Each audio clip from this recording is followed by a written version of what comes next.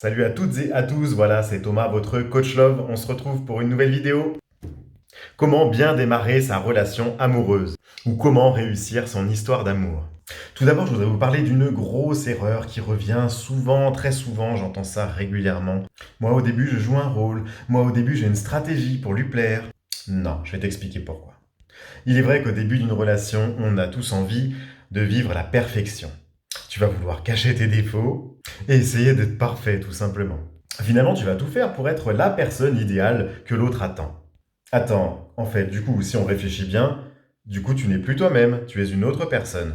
Si tu joues un jeu ou si tu fais une stratégie pour essayer de l'avoir, ça va sûrement fonctionner, mais pas sur le long terme. Et c'est le meilleur moyen de foirer une belle histoire d'amour. Ne jouez pas un rôle et soyez vous-même, soyez naturel, soyez authentique. Venez au premier rendez-vous avec vos défauts. Évidemment, il ne s'agit pas là de les mettre en valeur, tout simplement ne les camouflez pas. Vous êtes bavarde, parlez. Vous croyez que c'est un défaut, mais peut-être que lui, c'est ce qui fera tout votre charme en fait. De plus, s'il tombe amoureux de vous, il tombera aussi amoureux de vos défauts. Vous aurez plus confiance en vous, vous vous sentirez mieux, aimé pour ce que vous êtes, car vous aurez été vous-même dès le départ. Deuxième avantage à être authentique, vous êtes beaucoup moins stressé au premier rendez-vous, puisque vous êtes vous-même, vous êtes naturel.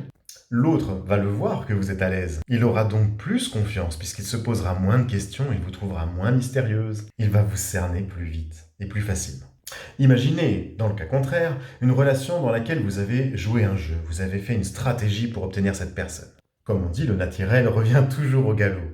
Il va se passer des mois, des années, et votre partenaire va se rendre compte que vous n'êtes plus du tout la personne qu'il avait rencontrée au début.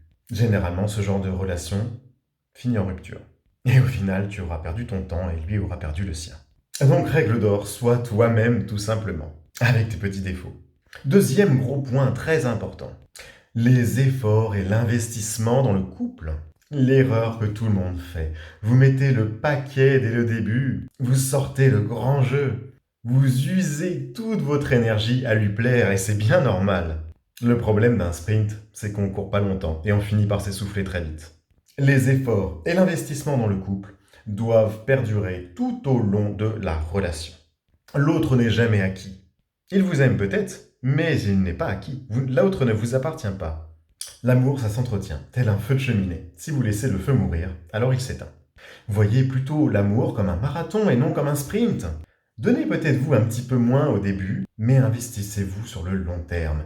1 mois après, 2 ans après, 5 ans après. Soyez toujours le même homme ou la même femme qui est séducteur, qui l'invite au restaurant, qui est bienveillant. Faites tout pour séduire votre partenaire. Faites-lui des compliments. Sortez des petites tenues, mesdames. Messieurs, offrez-lui des fleurs, invitez-la au restaurant. Impressionnez-le ou la. Surprenez-le. Si ça fait 2-3 ans que vous êtes en relation, remettez-vous en question. Suis-je toujours la même personne que la première semaine où j'ai rencontré mon partenaire?